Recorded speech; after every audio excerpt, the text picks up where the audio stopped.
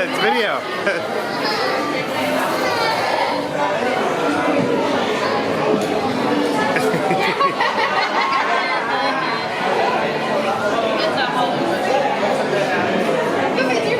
Size 23 shoes.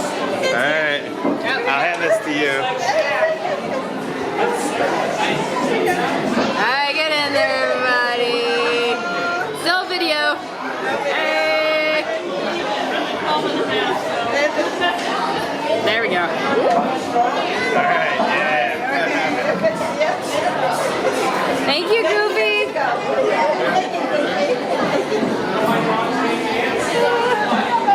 Alright, that's awesome.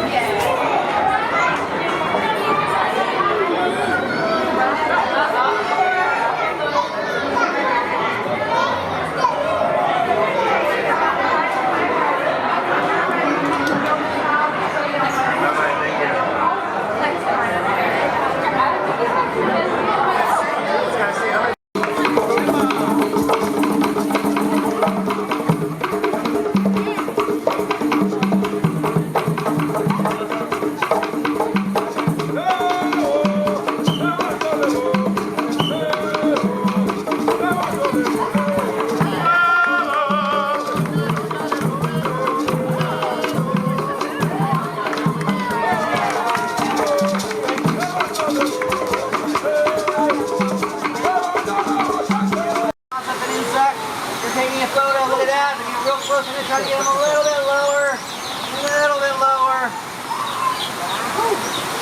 Oh.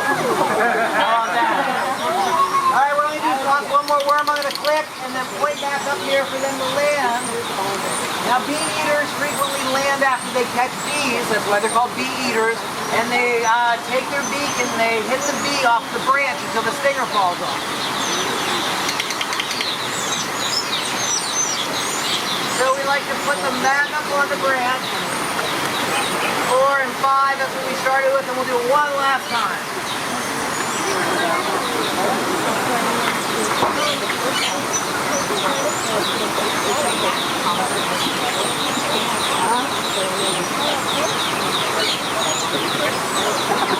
One more, just to get the beak.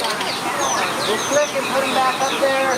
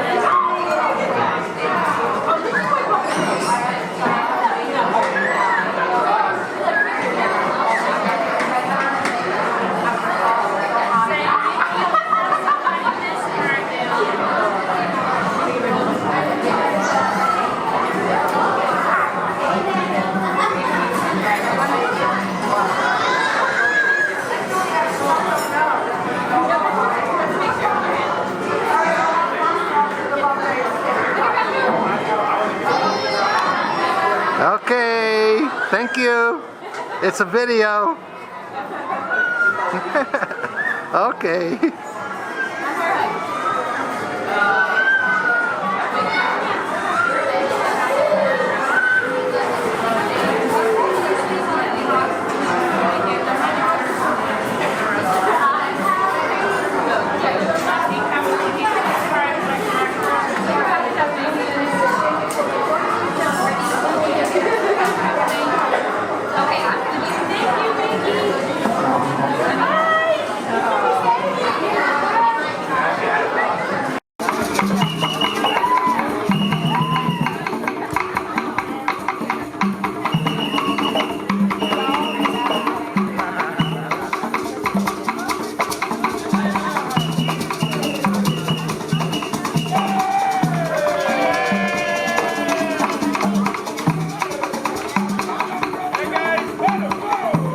Because they are the tallest of the species. They happen to also be In the middle palest there, shade of shit, pink. there's a- Now flamingos are actually born gray. It takes about 2 years for them to turn pink. While the brine shrimp, they eat in the water where they live. There's a couple more elements back up there too. So you got flamingos in the foreground, elephants in the background. It's a great photo opportunity if I've ever seen one. Well, you know what? In my picture, Complimentary safari truck in the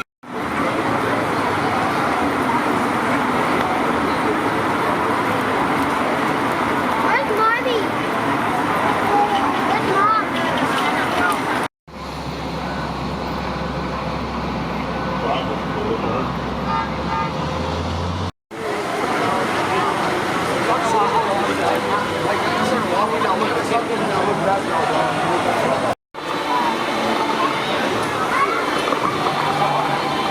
Let's.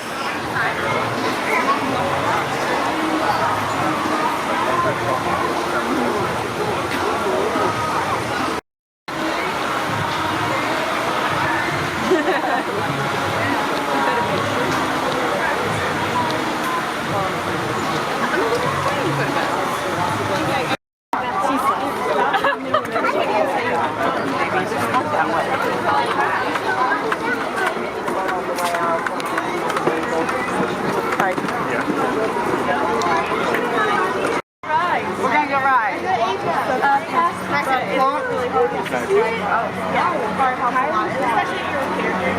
That way we also.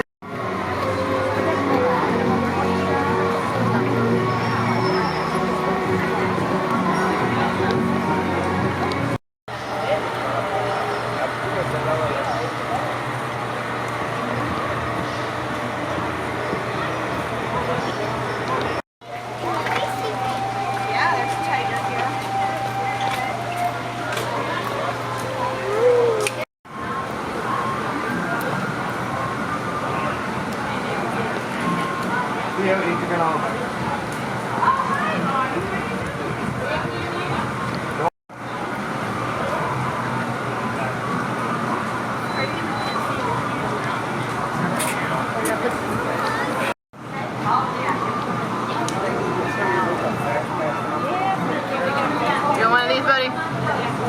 After spend the time outside, so I say stay still.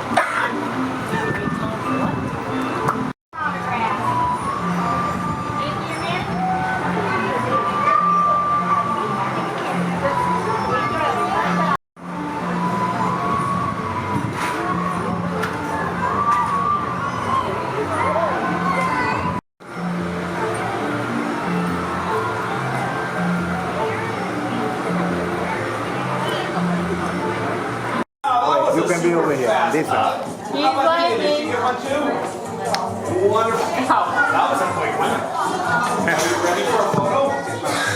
Guys, come over here on the right-hand side for me. Over here, alright. Take it. And look right here. Look here. Excellent. Did we want to do a family shot? Yeah. Okay, we'll put everybody in the...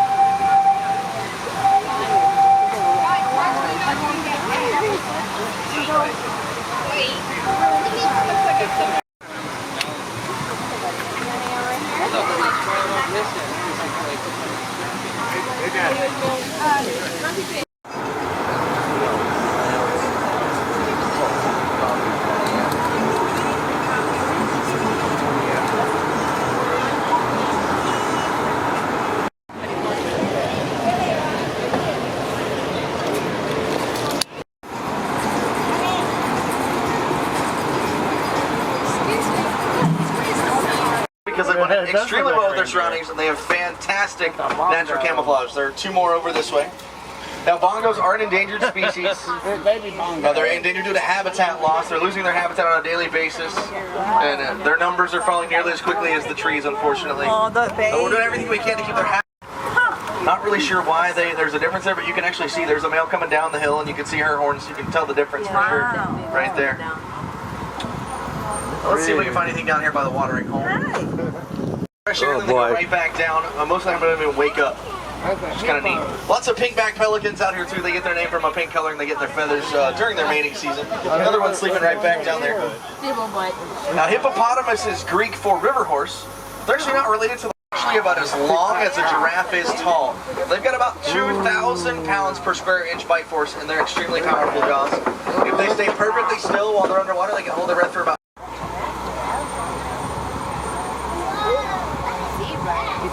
Now the landscape out here in the savannah is actually shaped in big part by the animals who live here.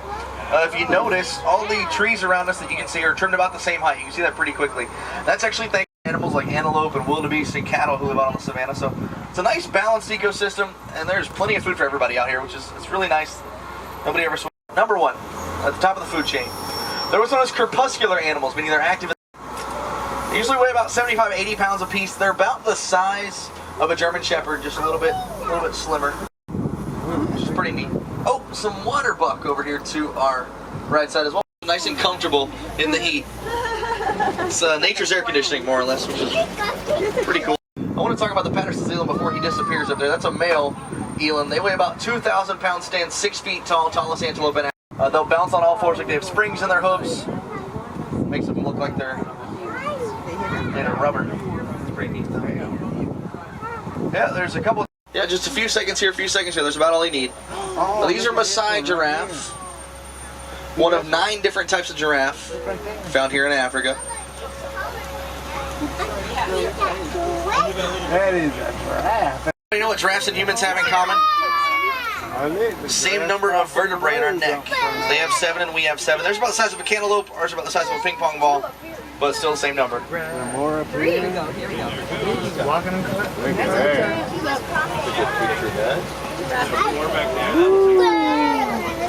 Yeah, there is a young one back. If I had to put money on it, it's probably an ostrich up ahead. They have a bad habit of standing in front of the vehicles. We're doing everything we can, though, to stop the worldwide trade of ivory so that we can save elephants and other species that are also involved in the ivory trade, like hippo and walrus, too. It's a young one out there. I don't know if it's a baby. Juvenile. Maybe 5 or 6. I'm going to turn the radio out here. This is about the only spot. That huge antelope that can jump over the hood of my truck. Yeah, he's right there. Their horns are really neat. They twist like an ice cream cone. Now, if you see the elephants flapping their ears, they're trying to cool their body down. There's hundreds of blood vessels in those ears, so flapping to get nice cool air circulating around the body. But they have to do that because they don't sweat. So they need another way to cool themselves down. But flapping their ears just a few times can adjust their body temperature by about 15 degrees. Isn't that cool? These Bontebok are officially extinct in the wild. They no longer exist outside of reserves like this one. Now, at one point there were less than 20 more of them growing their numbers in safe places like Harambe. But maybe one day. Comes up quite often. We're actually statistically more likely to see a female before we ever see a male like that big guy. Because, I do see 3 ostrich and some zebras over there. We'll get a little bit closer to them shortly, don't worry. We'll get to see them. Well, the ostriches may be out of view. They need to survive during that time for plants that they eat, so they'll have to drink a couple times a year. Now,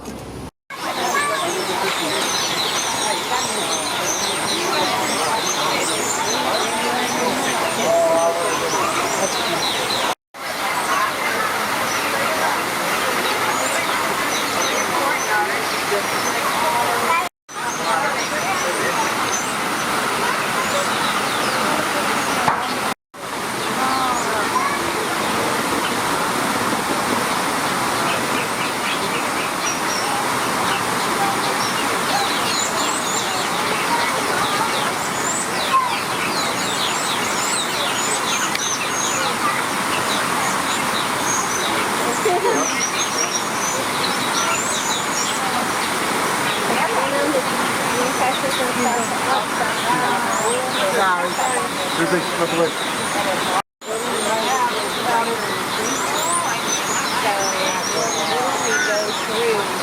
to do a bee eater training session, so what I'm going to do is I'm going to fly some bee eaters down.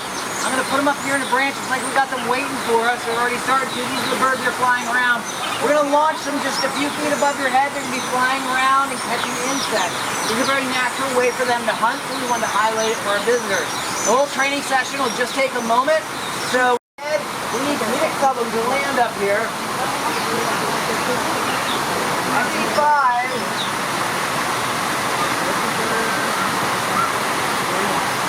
Here's the other one.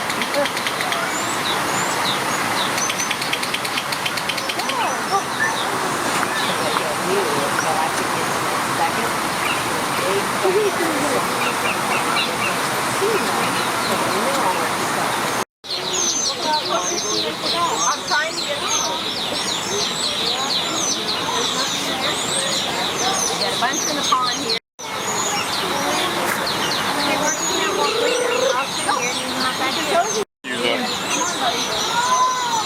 He just does not want to eat it, does he?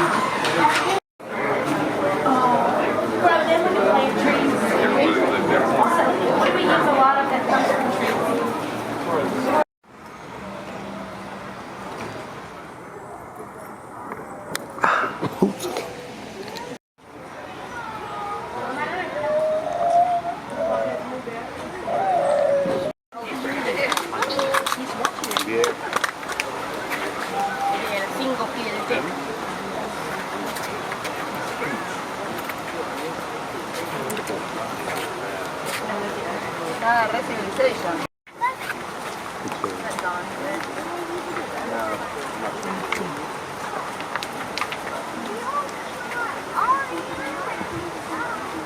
Tell me he's This back brand? fixed.